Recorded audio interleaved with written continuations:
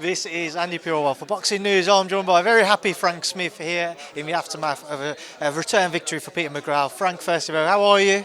I'm good, mate. I'm good. How are you? Very well, thank you. As we said there, Peter McGrail returning with victory. What do you make of his performance out there against Mark Lee? Yeah, look, good performance. Mark Leach was always going to be an awkward opponent. Late notice replacement the last few weeks as well. And as I said a few times, I think the confidence Peter showed. Obviously, coming off the back of that December fight, you could have said he'd gone in there a bit more cautious, but he went straight in there. Was throwing punches, was taking punches as well. So, a good win for him. A good 10 rounds as well. And now we got to step forward and move on to some big nights. Will the plan be to still try and do that rematch, or? I think if the rematch is there, that's an interesting thing to see. But it shouldn't be led by that rematch. He will want to have that rematch. He'll want to avenge that defeat, obviously. But if the fight's not there, if it means he can move forward with his career and step into other fights, bigger fights, then he should focus on that, not the rematch, because that's not going to define him in 5 years. No one's going to talk about that, is the reality. A new world champion in the matchroom stable, Frank Beatrice Ferreira. Maybe not in the way that she'd have wanted it to have happened, obviously with a cut and what have you, but still she's got the victory and she moves on. Yeah, 100%. Look, she's an entertaining fighter, Bea. She's a great character as well, as you can see. And you saw the difference in size as well, because Bea's probably naturally a 130 pounder, and maybe can go there as well, but she want to unify in the 135 division as well. But a big win for her. Now her opportunity as well to go on and win a gold medal at the Olympics. She will be the first person to be an active world champion to win a gold medal. Again, it's a fact I keep saying, which I'm not sure is a fact, but we'll say it's a fact.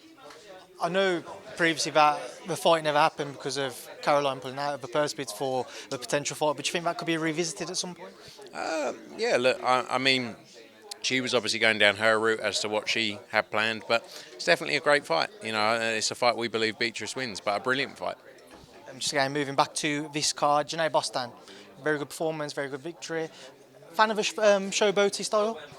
Yeah, I think at some points he could have pressed a bit earlier, but Jack Martin was tough, and he was always going to be in there and in the fight. But Junaid, I think, looked improved. I think he's learnt a lot from that fight he had back in December in the US, and I think you're going to see a lot of improvements over the next few years, or next few fights. Sorry, well, and the next few years.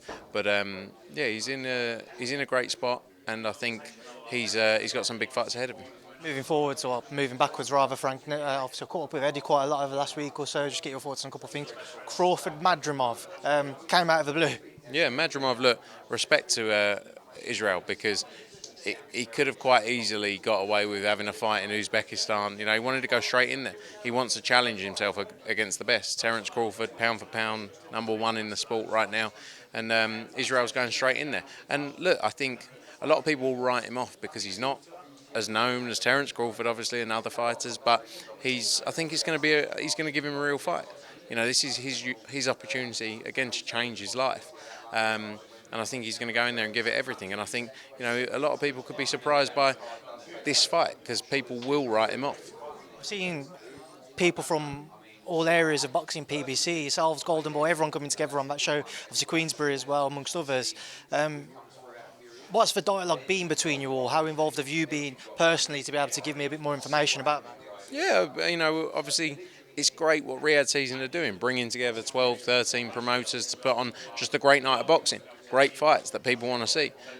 Taking away the politics, not about individuals, not about promotional companies, it's about the fighters and making real fights. But yeah, the relationship's great, obviously, with the GEA seller, His Excellency, Dr. Akan, and but they're doing great things for the sport, Riyadh season, and another brilliant Riyadh season show on August 3rd to add to the collection. Devin Haney fell short against Ryan Garcia, Frank. A big upset loss in the end because of obviously Ryan's antics in the build-up. Nobody predicted that. But looking forwards, speaking to Eddie after the fight and before the fight, Devin made it clear that he didn't want to vacate that title. He was looking towards a Sandor Martin fight. Do you think that's still most realistic, or? Yeah, I think obviously that's his mandatory for the 140 belt, the WBC belt, which he still holds. I think one thing I would like to say is I think you have to pay huge respect to both of those guys because they're taking real fights. They're doing things that a lot of fighters of their age wouldn't do. Whether it was both this fight, but Ryan in the Tank fight, whether it was Devin Haney in the Lomachenko fight, they're taking real fights. They're challenging themselves to be the best and chasing legacy. So, a brilliant fight. Devin got up, from some big shots there and showed a lot of heart. And I think, we'll see what's next, but he'll make that decision, probably some time off first.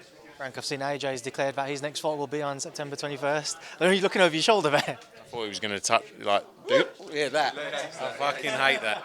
I hate that when he does that. Is that like a common thing that you get up to? Just touching around the love handles. Most love handle action I get. Lat sandals, yeah. Yeah, very similar. You were asking about AJ September 21st. Look, there's lots of discussions ongoing. The heavyweight division's in a great place.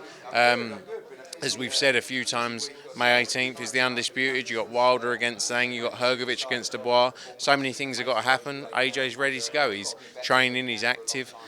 There's been a lot of talk about and a lot of speculation about that Wembley show. So let's see how things play out. But as we've seen from Riyadh season, what they're doing, they're making great shows. So hopefully we do see a big show in London.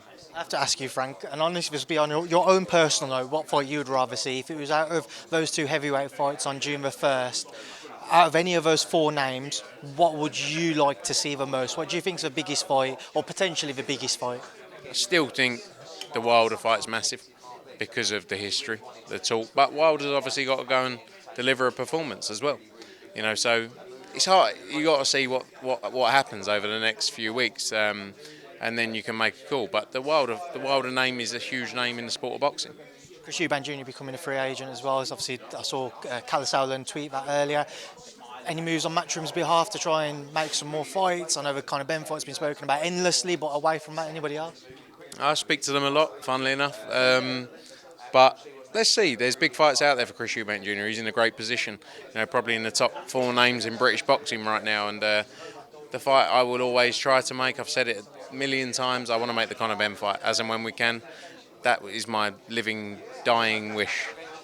Where do things currently sit with Conor in terms of trying to make a new fight? I know we're still waiting for more of a news to come out from his case, but where do you sit in terms of trying to make fights? Because I've seen him calling out pretty much every name that you can imagine over social media. That's what Conor Benn does. Look, he can fight outside the UK right now. As we've said on multiple occasions, we want to see him fight in the UK. He's a massive name in British boxing, and hopefully we will get that settled soon. But he can fight in other markets right now. But obviously the biggest opportunities for him are to headline in the UK. Does his next fight take place outside the UK, you think? I don't know. I think we have to see. There's talks ongoing. Hopefully we have news soon. Frank, appreciate your time as always. I'm sure I'll see you soon. Cheers, mate. Good to see you.